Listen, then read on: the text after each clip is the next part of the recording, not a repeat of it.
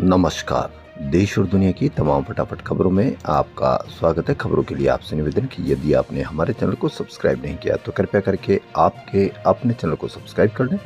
आप सब्सक्राइब करते हैं तो हमें हिम्मत होती है सही और सच्ची खबरें आप तक पहुंचाने की।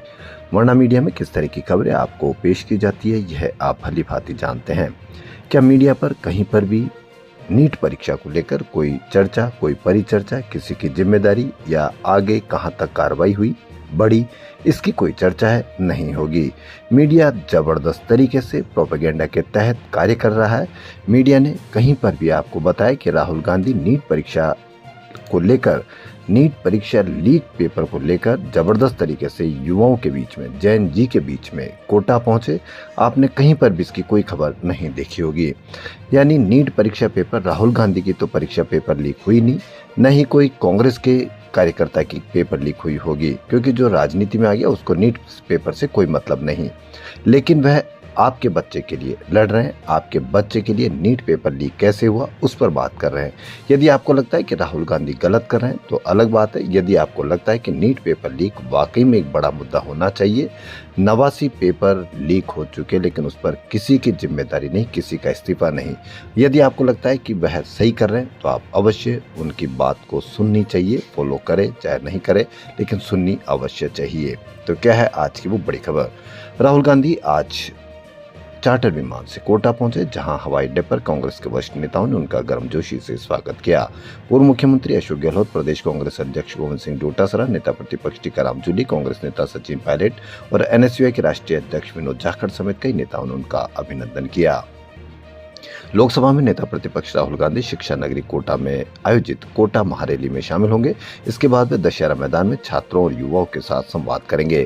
इस दौरान शिक्षा व्यवस्था, रोजगार, पेपर लीक, प्रतियोगी परीक्षाओं की चुनौतियां और युवाओं के भविष्य से जुड़े अहम मुद्दों पर चर्चा की जाएगी।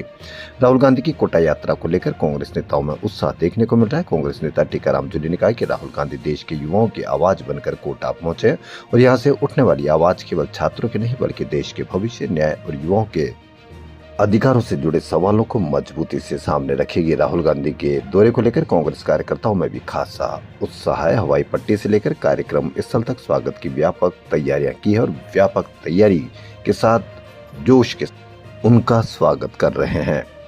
मैसेजिंग प्लेटफॉर्म टेलीग्राम ने दिल्ली हाईकोर्ट में केंद्र सरकार के उस फैसले को चुनौती दी है जिसके तहत नीट यूजी री एग्जाम से पहले ऐप पर अस्थायी रोक लगाई गई है। कोर्ट ने बुधवार को मामले की सुनवाई के लिए सहमति दे दी है। नेशनल टेस्टिंग एजेंसी ने मंगलवार को सरकार की तरफ से टेलीग्राम पर बैन की जानकारी दी थी। यह रोक 22 जून 2026 तक लागू रहेगी। टेलीग्राम का मैसेज एडिटिंग फीचर भी 30 जून तक बंद किया गया है।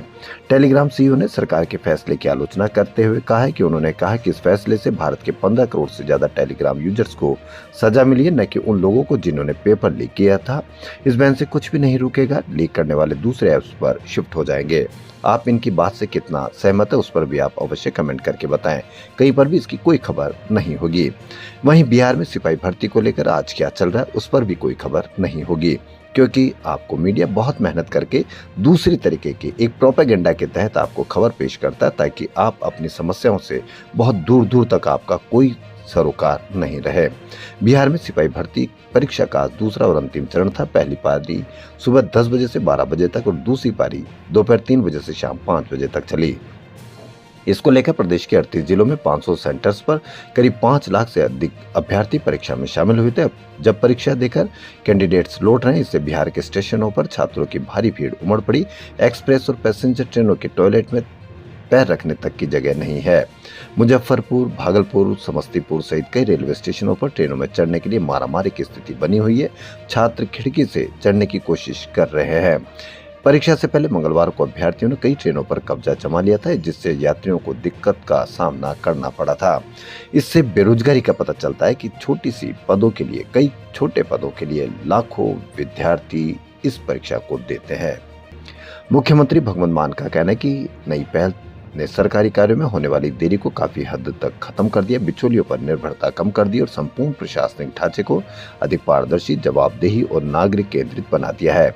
आधुनिक तकनीक से लैस इस प्रणाली के माध्यम से अब तक पंजाब के 31 लाख से अधिक लोगों को उनके घरों से ही सरकारी सेवाएं प्रदान की जा चुकी है। विभिन्न सरकारी विभागों में लंबित मामलों की दर अब घटकर मात्र 0.33% रह गई है, जो एक अभूतपूर्व सफलता है।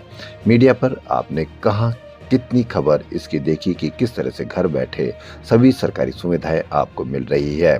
इस तरह के तो प्रोग्राम ही अब मीडिया पर होना बंद हो गया है। महाराष्ट्र में उद्धव ठाकरे की शिवसेना के 9 में से 6 सांसदों ने बगावत कर दी। सूत्रों के अनुसार 6 सांसदों ने बुधवार सुबह 9:30 बजे लोकसभा स्पीकर ओम बिरला को शिंदे गुट में विलय की चिट्ठी भेजी है। हालांकि अभी स्पीकर या बागी गुट की तरफ से इसकी पुष्टि नहीं की गई है।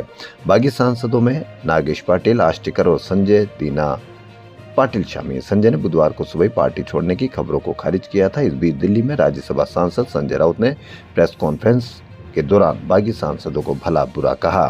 राउत ने कहा कि ये बेईमान लोग हैं, बेईमानी उनके खून में है। राउत ने बाद में सफाई देते हुए कहा कि इस तरह की बोलचाल का हिस्सा है। शिवसेना में 4 साल में दूसरी बार टूट हुई है। भारत ने दूसरे वनडे में अफगानिस्तान को 403 रन का टारगेट दिया। लखनऊ के इकाना स्टेडियम में टॉस हारकर पहले बल्लेबाजी करते हुए भारतीय टीम ने 49.5 ओवर में 402 रन बनाकर ऑल आउट हो गई। अफगानिस्तान के खिलाफ वनडे में भारत ने ऑल आउट हुए हैं। कप्तान शुभमन गिल ने 154 रन बनाए। ईशान किशन ने 125 रन की पारी खेली। तो देश और दुनिया की तमाम फटाफट खबरों फिलहाल इतना ही। धन्यवाद।